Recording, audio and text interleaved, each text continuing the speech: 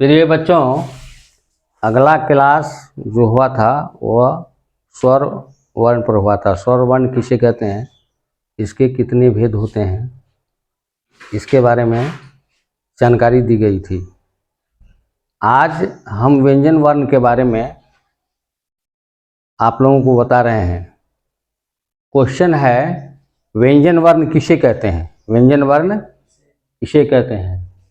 जिस वर्ण का उच्चारण स्वर वर्ण की मदद से ठीक ठीक हो उसे हम व्यंजन वर्ण कहते हैं। उसे हम क्या कहते हैं?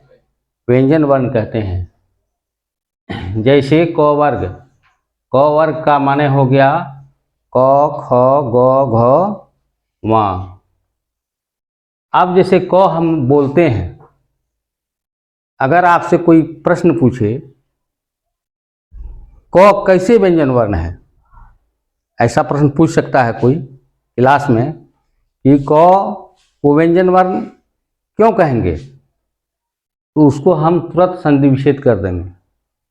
क हलंत जोड़ अ तब क, माने जितना भी व्यंजन वर्ण है, जितना भी व्यंजन वर्ण है सब में अ की ध्वनि छिपी हुई है। सब में किसकी ध्वनि छिपी है? अ की ध्वनि छिपी हुई है, इसीलिए हम इसको व्यंजन वर्ण कहते हैं। उसी तरह से च वर्ग, च छ ज झ आदि व्यंजन वर्णों की मूल संख्या 33 है। व्यंजन वर्णों की मूल संख्या 33 है। अब प्रश्न दूसरा आप लोगों को ज़्यादा कदा परीक्षा में पूछी जाती है कि व्यंजन वर्ण को कितने वर्गों में बांटे गए हैं, लिखें। ऐसा क्वेश्चन रहता है परीक्षा में। तो व्यंजन वर्णों को मुख्यतः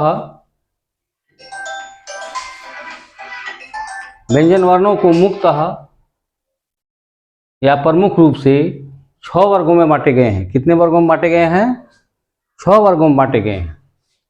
और पहला जो वर्ग है वह है स्पर्श व्यंजन। क्या है? स्पर्श व्यंजन। जैसे हम इसमें क वर्ग आता है क ख ग घ ङ, च वर्ग आता है च छ ज झ ञ, ट वर्ग आता है ट ठ ड ढ मूर्धन्त न, प वर्ग आता है प फ ब भ म। ये जो 25 हैं इसको हम स्पर्श व्यंजन कहते हैं। कौन व्यंजन कहते हैं? स्पर्श व्यंजन कहते हैं।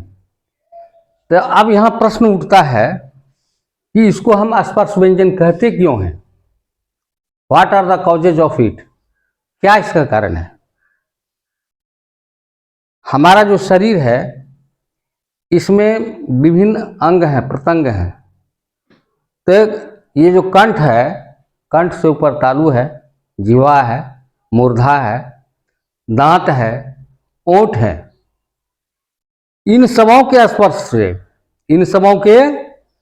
स्पर्श से जिन व्यंजनों का उच्चारण होता है उसको हम स्पर्श व्यंजन कहते हैं। कौन व्यंजन कहते हैं? स्पर्श व्यंजन कहते हैं। जब हम व्यंजन के उच्चारण स्थान, वर्णों के उच्चारण स्थान को पढ़ाएंगे तो इसमें इसकी आपको पूर्ण जानकारी मिलेगी। इसमें आपको इसकी पूर्ण जानकारी मिलेगी। लेकिन हम अभी बता रहे हैं व्यंजन वर्णों को कितने वर्गों में बांटे गए हैं, इसके बारे में हम आपको जानकारी दे रहे हैं। तो व्यंजन वर्ण का जो पहला वर्ग है वह है स्पर्श व्यंजन। क वर्ग, च वर्ग, ट वर्ग, त वर्ग, प वर्ग, ये 25 हैं। और इसको हम क्यों स्पर्श व्यंजन कहते हैं यह हम आपको जानकारी दे दिए हैं। इसे कि यह कंठ, तालु, मूर्धा, दांत, जीवा के स्पर्श से बोला जाता है, इसलिए हम इसको कौन व्यंजन कहते हैं? स्पर्श व्यंजन कहते हैं। एक दूसरे के सटने से हमारा जो स्वर यंत्र है एक दूसरे के सटने से बोला जाता है।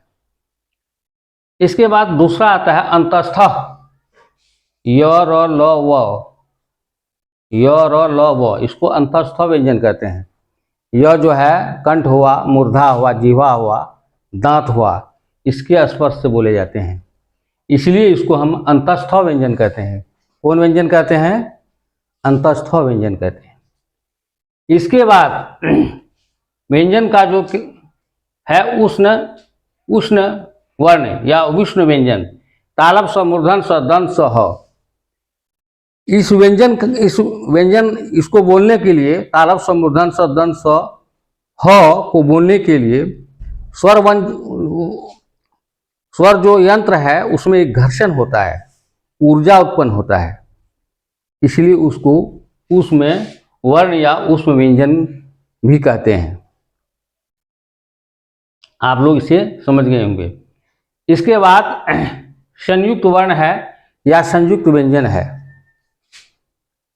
जब कई व्यंजनों के मिलने से जो व्यंजन मिलता है, कई व्यंजनों के मिलने से जो व्यंजन बनता है उसको हम संयुक्त व्यंजन कहते हैं। क्या कहते हैं? संयुक्त। जैसे हम अक्ष लिखते हैं तो क हलंत जोड़ मूर्धन स है, क हलंत जोड़ मूर्धन स से क्या हुआ? अक्ष।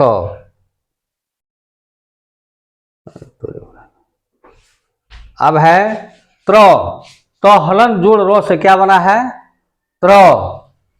अब यहां है ज्ञा, जो हलंत जोड़ यहां से क्या बना है? ज्ञा। अब वहां है स्र, तालब स हलंत जोड़, तालब स हलंत जोड़ रो हलंत से क्या बना है? स्र। ये जो संयुक्त चार हैं अक्षत्र ज्ञा स्र हैं, ये कई व्यंजनों के मिलने से संयोग से बना है, इसलिए इसको हम संयुक्त वर्ण या संयुक्त व्यंजन भी कहते हैं। इसके बाद कुछ नए व्यंजन अनुग्रहित किए गए हैं, ड़ और ढ। ड़ और ढ। अक्सर एक छोटी र होता है, एक बड़ी र होता है। हिंदी में क्या होता है? एक बड़ी र, एक छोटी र। छोटी र को हम र लिखते हैं, इसको ड़ लिखते हैं, है ना? उसी प्रकार से ढ है। अब यहां है छठा जो वर्ग है व्यंजन का, उसको अनुस्वार विसर्ग है, इसको आयोगवाह बोलते हैं। आयोग कहां से कहां चलता है, ढूंढेंगे। आयोगवाह इसको क्या बोलते हैं? आयोगवाह। अनुस्वार और विसर्ग, ये जो व्यंजन है इसको आयोगवाह बोलते हैं। क्या बोलते हैं? आयोगवाह। क्यों बोलते हैं इसको आयोगवाह? इसका क्या कारण है? यह ना स्वर है ना व्यंजन है, पूर्णतः ना तो स्वर है ना तो व्यंजन है, इसलिए इसको क्या बोलते हैं? आयोगवाह। क्या बोलते हैं? आयोगवाह बोलते हैं। अब आपको कोई ऐसा भी पूछ सकता है कि ये जो अनुस्वार है इसका क्या अर्थ होता है? What is the meaning of अनुस्वार? तो अनुस्वार का अर्थ होता है आधा नौ। हिंदी में अनुस्वार का क्या अर्थ होता है? आधा नौ। जैसे हम बोलते हैं बंदर, बोंग स्वर दो रो बंदर, उसका जब हम हिज्जे लगाएंगे, ब नौ दो संयुग रो, क्या हुआ? ब दंत नौ दो संयुग रो बंदर, है ना? जैसे पंख, पोंग स्वर, चल पंख, है ना? बंदर, बोंग स्वर दौर और बंदर, इसी को इस ढंग से भी ब दंत नौ दो संयोग र बंदर। तो ये अनुस्वार जो है वो आधा नौ का प्रतीक है। हिंदी में किसका प्रतीक है? आधा नौ का प्रतीक है। अब यह विसर्ग है, क्या है? आयोगवाह में दो चीज आया, अनुस्वार और विसर्ग। तो अनुस्वार का माने समझ गए आप लोग, क्या होता है? आधा नौ। और विसर्ग का जो अर्थ होता है वो होता है आधा हो। जैसे प्रातः, हो नहीं लिखेंगे, यहां विसर्ग लिख देंगे। प्रातः, अतः, अतः। तो आयोगवाह इसको इसलिए कहते हैं, अनुस्वार और व्यंजन को आयोगवाह इसलिए कहते हैं कि यह न तो पूर्णतः व्यंजन है न पूर्णतः स्वर है, इसलिए इसको आयोगवाह कहते हैं। इस तरह से ये व्यंजन वर्णों का क्लासिफिकेशन हुआ, वर्गीकरण हुआ। व्यंजन वर्ग के वो प्रमुख 6 वर्गों में बांटे गए हैं। स्पर्श व्यंजन, स्पर्श व्यंजन 25 है। स्पर्श व्यंजन कितने हैं? 25 हैं। और अंतस्थ व्यंजन या वर्ण कितने हैं? 4 हैं, य, र, ल, व। ठीक है। और उष्ण व्यंजन तालव स, मूर्धन स, दंत स, ह। संयुक्त व्यंजन 4 हैं, अक्ष, त्र, ज्ञ, स्र।